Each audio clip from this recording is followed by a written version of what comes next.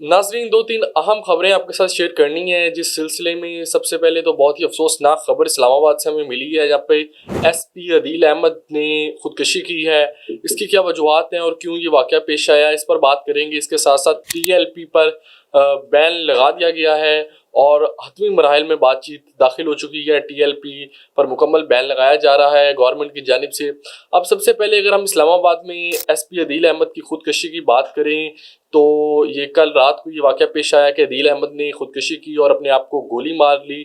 उन्होंने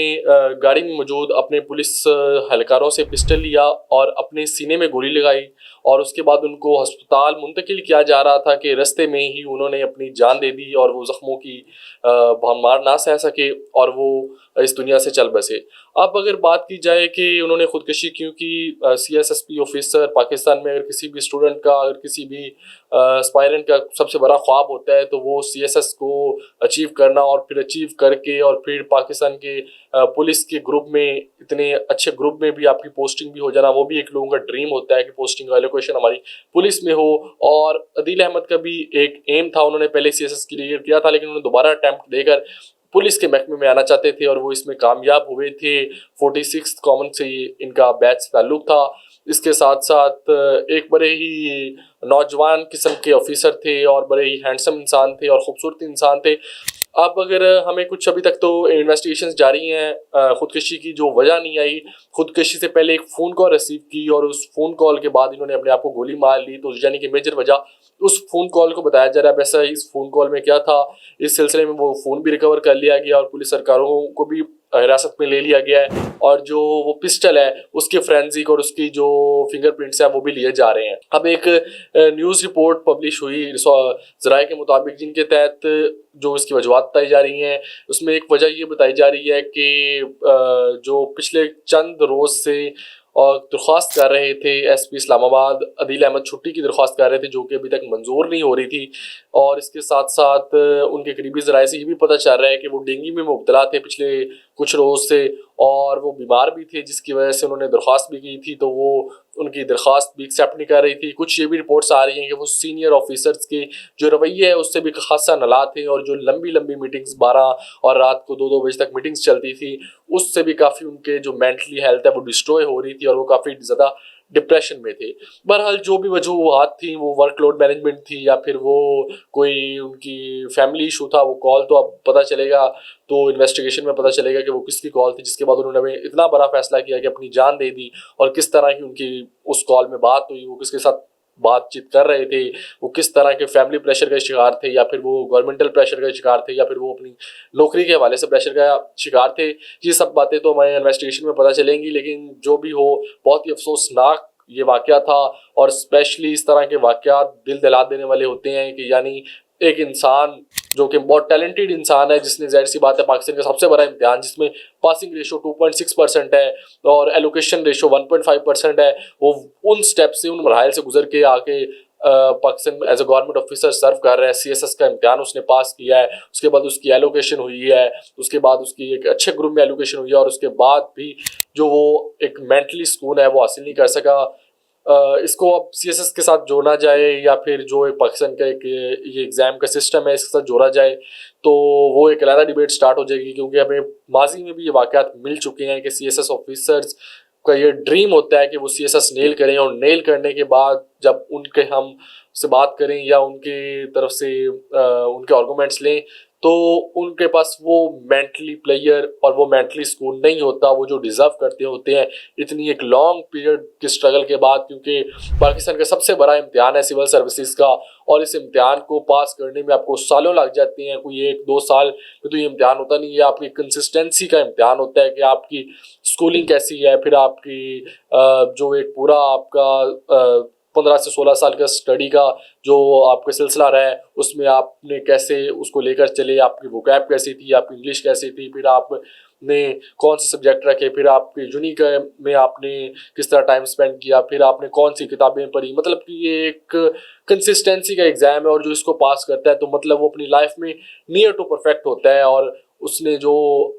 अपनी study life और प्रोफेशनल लाइफ को एक अच्छे वे में लेकर चला होता है। तो ये एक इंतहाई अफसोसनाक वाक़या था जो हमें देखने को मिला और मेंटल हेल्थ प्रॉब्लम वैसे ही जो 21st सेंचुरी है इसमें तो बहुत ज़्यादा बढ़ती जा रही है, और जिस तरह से लोग मेंटल हेल्थ का शिकार हो रहे हैं, डिप्रेशन में जा रहे हैं, इसकी सबसे बड़ी वजह जो सोशल आइसोलेशन होती जा रही है डिजिटलाइजेशन की वजह से, कि जो हमारा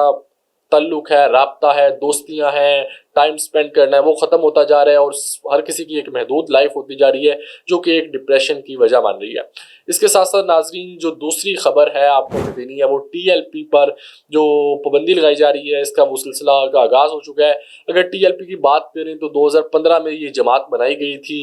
मुमताज़ कादरी को फांसी का जब फैसला सुनाया गया था तो उसके खिलाफ ये एक रेजिस्टेंस मूवमेंट थी और इसको नामूसे रिसालत के लिए बनाया गया था, और तरीके लब्बैक के नाम से ये जमात पाकिस्तान में रजिस्टर्ड करवाएगी, फिर एक पॉलिटिकल मूवमेंट बनाएगी, पॉलिटिकल पार्टी बनाएगी, फिर वो पॉलिटिकल पार्टी से ये पार्टी एक्सट्रीमिज़म की तरफ चली गई। और एक हिस्ट्री है इनकी एक्सट्रीमिज़म की कि इन्होंने हमेशा जो वायलेंस को ही अपनाया, वो चाहे 2017 का फैज़ाबाद का धरना हो, या फिर 2018 का, या फिर 2021 में इनका आना हो, और फिर अब 2025 में भी वही हमें सूरत देखने को मिली कि इंतशार हुआ, गाड़ियाँ जली, शीशे टूटे, मेट्रो के जंगले टूटे, दरख्त जले, फिर गोलियां भी चली, फिर स्टेट ने भी रिस्पॉन्स किया। वो लाशें तो जिस तरफ भी गिरे हैं वो चाहे स्टेट की तरफ, पुलिस ऑफिसर्स भी पाकिस्तानी हैं, और चाहे आप सामने जो लोगों को नुकसान हुआ या लोगों की डेथ का टूल आया तो वो भी पाकिस्तानी थे। और अगर आप रिलीजन की बेसिस पे बात करें तो दोनों मुसलमान थे। समझ नहीं आ रही कि जंग किसकी आपस में थी। तो इसके बाद अब ये पहले भी एक दफ़ा फैसला किया था 2021 में, कलअदम करार दिया गया था पाकिस्तान तहरीक इंसाफ की तब गवर्नमेंट थी, और पाकिस्तान तहरीक इंसाफ ने कलअदम करार दिया था TLP को। उसके बाद उनको दोबारा रिकॉग्नाइज कर लिया गया था, और अब दोबारा इनके खिलाफ 2025 में अब इनको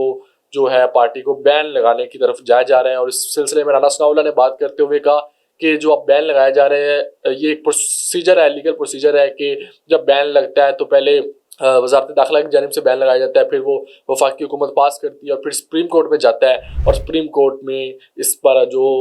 आखिरी मोहर होती है वो लगाई जाती है। लेकिन राना सनाउल्लाह साहब का कहना था कि ये इंसदाद दहशत गर्दी एक्ट के तहत बैन लगाया जा रहा है, तो इस मामले को सुप्रीम कोर्ट में नहीं ले जाया जाएगा, बल्कि ये वफाकी काबीना से वफाकी हुकूमत जब इसको मंजूर कर देगी तो ये TLP के ऊपर बैन लग जाएगा। पाकिस्तान में पॉलिटिकल पार्टीज़ को बैन किया भी जाता रहा, डिफरेंट वजूहात भी हुई, वो दोबारा रिकवर भी होती रही, लेकिन जो इंसदाद दहशत गर्दी के एक्ट के तहत किया जा रहा है तो उसके बाद कभी इम्कान है कि अब TLP को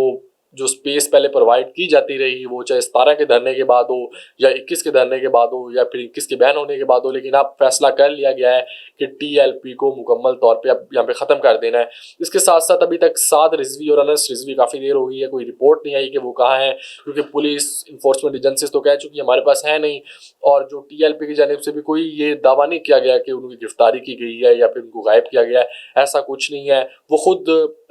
रूपोश हैं या छुपे हुए हैं या वो जहाँ पर भी हैं, क्योंकि उनके ऊपर मुकदमात भी बनाए गए हैं, दहशत गर्दी के मुकदमात बनाए गए हैं। और इस सिलसिले में उज़्मा बुखारी साहिबा ने एक बयान जारी किया। उनका कहना था कि जो साद रिजवी और अनस रिजवी हैं ये दोनों भाई पंजाब में नहीं है, यानी कि ये फिर कहीं और चले गए। ऑब्वियस इंटेलिजेंस रिपोर्ट्स की बुनियाद पर उन्होंने कहा होगा, और ये बात कही भी जा रही थी कि उनको ट्रेस कर लिया गया है, गिरफ्तार कर लिया जाएगा, लेकिन गिरफ्तारी नहीं हो सकी पंजाब के हदूद में, यानी कि वो अभी तक छुपने में या रूपोश होने में, जो भी आप कह लें, वो अभी तक कामयाब रहे हैं।